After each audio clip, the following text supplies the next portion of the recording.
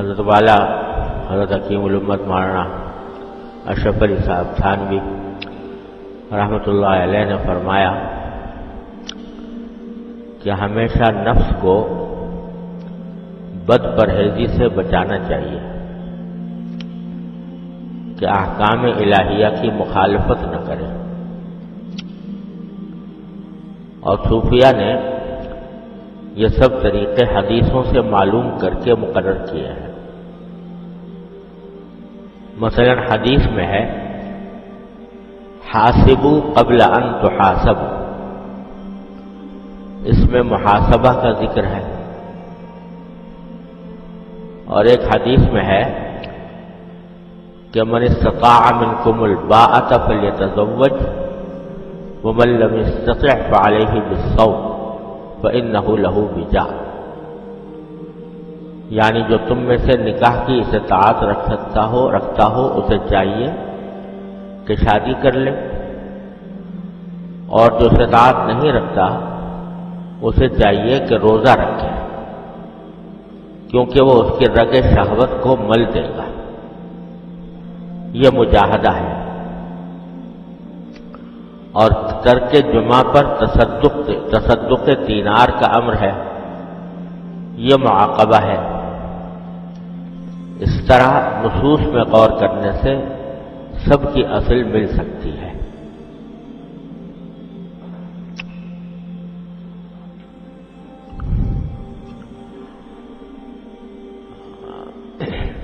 مقصود یہ بتانا ہے کہ جب کوئی شخص اپنی اصلاح کرنا چاہے تو اصلاح کا سب سے اہم پہلو یہ ہے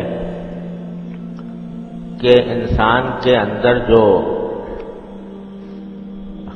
نفسانی خواہشات ہوتی ہیں جو اسے گناہ پر آمادہ کرتی ہیں یا اللہ تعالیٰ کی اطاعت سے روکتی ہیں، ان خواہشات کو قابو کر کے اللہ تبارک و تعالیٰ کی اطاعت کرے انسان اور معصیت سے اور گناہ سے بچے۔ قرآن کریم نے فرمایا ہے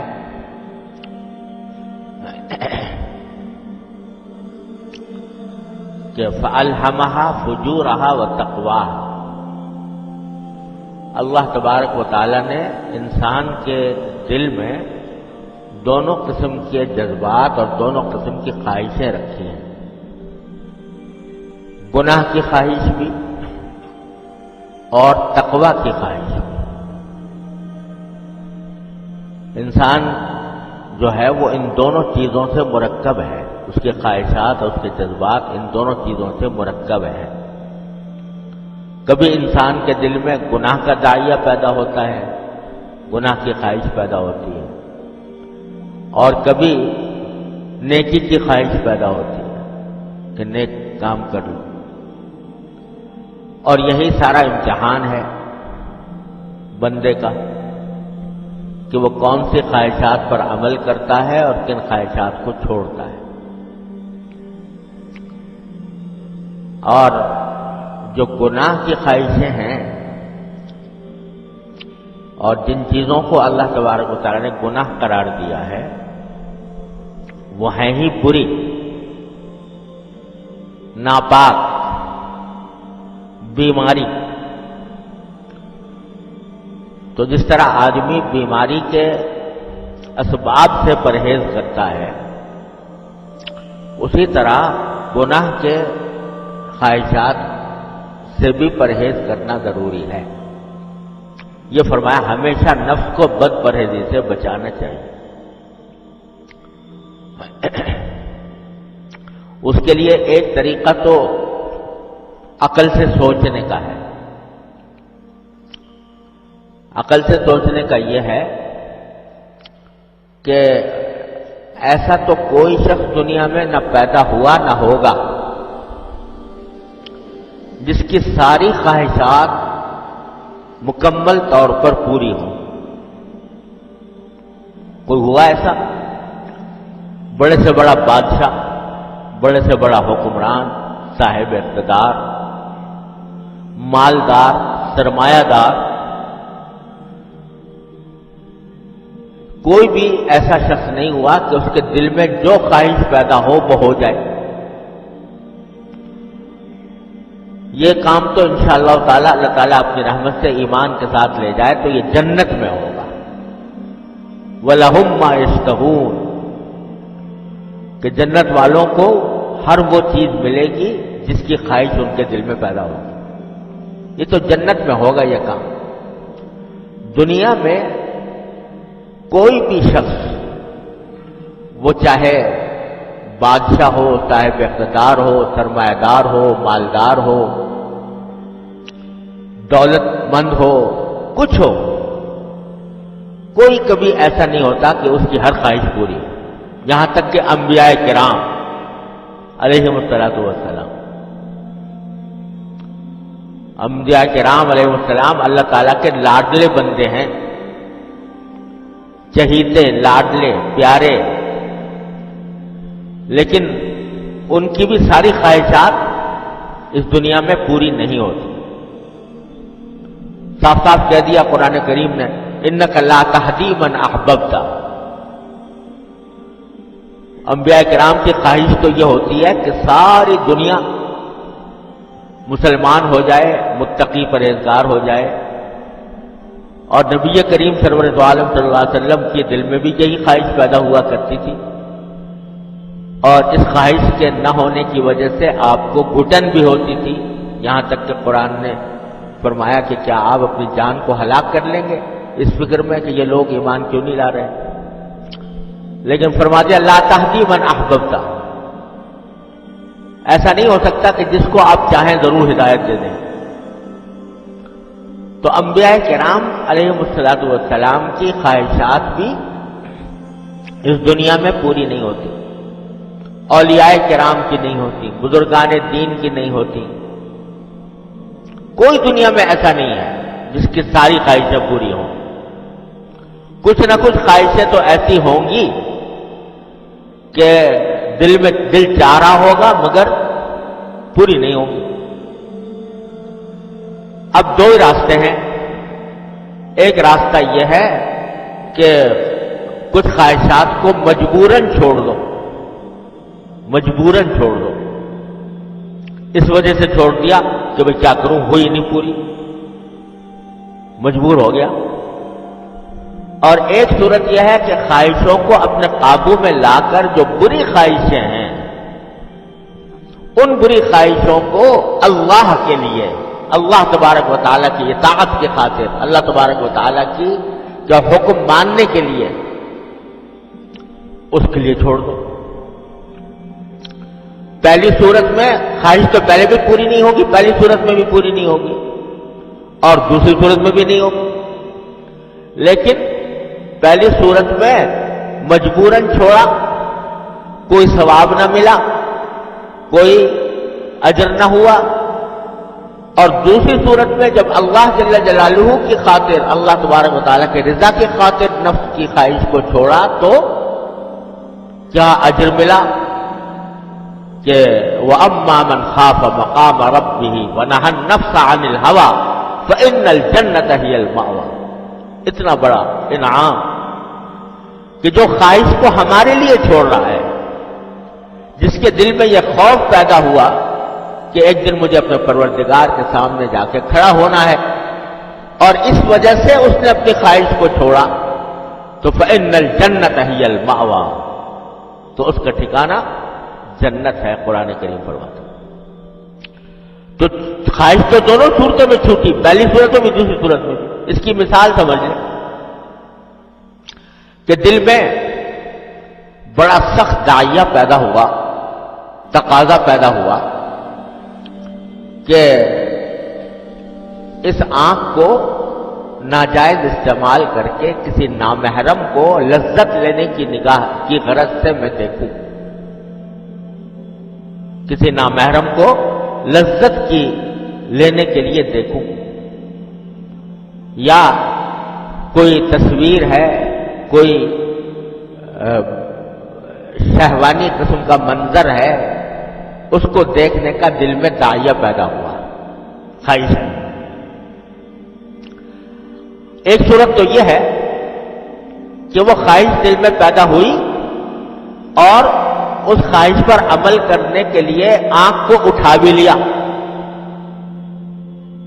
اور جو اس کے اسباب تھے وہ اختیار بھی کر لیے، لیکن اچانک ہمارا کوئی بڑا آ گیا، باپ آ گیا، استاد آ گیا، شیخ آ گیا، وہ ہمیں دیکھ رہا ہے، تو کیا ہوا؟ مجبوراً آنکھ وہاں سے ہٹا لی کہ یہ مجھے اس حالت میں دیکھا گا تو کیا گمان کرے گا۔ آپ تنہائی میں بیٹھے ہوئے ہو، آج کل تو ہر چیز اللہ بچائے فحاشی اور عریانی کی چیزیں گھر گھر پھیلی ہوئی ہیں، ٹیلی فون میں ہے، موبائل میں ہے، کمپیوٹر میں ہے، اور اللہ بچائے جن گھروں میں ٹی وی کی مصیبت ہے تو ان میں ٹی وی میں بھی ہیں۔ تنہائی میں بیٹھے ہوئے ہو اور تنہائی میں بیٹھے ہوئے موبائل کھولا، انٹرنیٹ کھولا، کچھ کھولا، اور اس میں کوئی ایسا منظر دیکھنے کو دل تڑپ رہا ہے، مچل رہا ہے، جس سے مزہ آ جائے، لذت حاصل ہو جائے۔ اس حالت میں کمپیوٹر بھی کھول لیا، وہ منظر بھی نکال لیا، سب کچھ کر لیا، اچانک باپ آ گیا، بیوی آ گئی، کوئی ایسا آ گیا کہ جس کو آپ یہ باور کرنا نہیں چاہتے کہ آپ یہ منظر دیکھ رہے ہیں۔ کیا کرو گے اس حالت میں؟ بند کرنا پڑے گا، بند کر دیا۔ یہاں جو خواہش کو چھوڑا وہ کس لیے چھوڑا؟ کس لیے چھوڑا؟ مجبوری کی وجہ سے۔ حسرت بھی ہوئی دل میں کہ بڑا بے وقت آ گیا یہ آدمی، اگر یہ تھوڑا دیر کر لیتا، نہ آتا تو مجھے کتنا مزہ آتا۔ حسرت بھی ہوئی، خواہش بھی چھوٹی، اور نہ صرف یہ کہ ثواب نہ ملا بلکہ جو اپنی طرف سے ارادہ کیا تھا اور ارادے کی طرف قدم بھی بڑھا لیا تھا، اس قدم بڑھانے کا گناہ بھی ہوا، اور پھر مجبوراً چھوڑ بھی دی۔ ایک صورت تو یہ، اور دوسری صورت یہ ہے کہ تقاضا ہوا، خواہش ہوئی، دل مچلا، اور اس دل مچلنے کی خواہش کے باوجود خیال آ گیا کہ میرے اللہ نے میری جو آنکھ دی ہے یہ بڑی نعمت ہے، اور اس نعمت سے میں مفت فائدہ اٹھا رہا ہوں دن رات۔ میں نے اس نعمت کو حاصل کرنے کے لیے کوئی پیسہ نہیں خرچ کیا، کوئی محنت نہیں کی، پھر بھی اللہ تبارک و تعالی نے یہ نعمت دے رکھی ہے۔ اس نے ساری دنیا کو میرے لیے کھولا ہوا ہے، جائز قرار دیا ہوا ہے، اچھے اچھے مناظر دیکھنے کی بھی اجازت دی ہے، اور یہ تھوڑی سی چند چیزوں سے منع فرمایا ہے کہ اس میری دی ہوئی سرکاری مشین کو اس کام کے اندر استعمال نہ کرنا۔ تو بڑی غیرت کی بات ہے کہ اس منعم حقیقی کی دی ہوئی اس نعمت کو میں اس کی معصیت میں استعمال کروں، اور ایک دن مجھے اپنے اس عمل کا جواب بھی اللہ تبارک و تعالیٰ کی بارگاہ میں حاضر ہو کر دینا ہوگا۔ اس خیال سے اپنے آپ کو روک لیا۔ تو خواہش پہلے بھی پوری نہیں ہوئی اور دوسری صورت میں بھی پوری نہیں ہوئی، لیکن پہلی صورت میں باوجود کہ خواہش پوری نہیں ہوئی پھر بھی نہ ثواب ملا، نہ اجر ملا، بلکہ الٹا گناہ ہوا۔ اور دوسری صورت میں جو اپنے آپ کو قابو کر لیا، اللہ کی خاطر کر لیا، تو یہ بشارت مل گئی کہ اما من خاف مقام ربہ ونہى النفس عن الہوى فإن الجنة هي المأوى۔ یہ بشارت مل گئی، اتنی بڑا عظیم وعدہ پروردگار عالم کی طرف سے حاصل ہو گیا کہ تو جنتی ہے۔ اور حدیث میں یہ بھی آتا ہے کہ جب کوئی شخص اللہ جل جلالہ کی خاطر اس طرح اپنے آپ کو روک لیتا ہے تو اللہ تبارک و تعالیٰ اس کو حلاوت، ایمان کی حلاوت ایسی عطا فرماتے ہیں کہ اس کے آگے گناہ کی لذت ہیج در ہیج۔ تو تو بھائی خواہشیں تو کبھی بھی پوری نہیں ہوں گی، ساری خواہشیں پوری نہیں ہوں گی، یا مجبوراً چھوڑو گے یا اللہ کے خاطر چھوڑو گے۔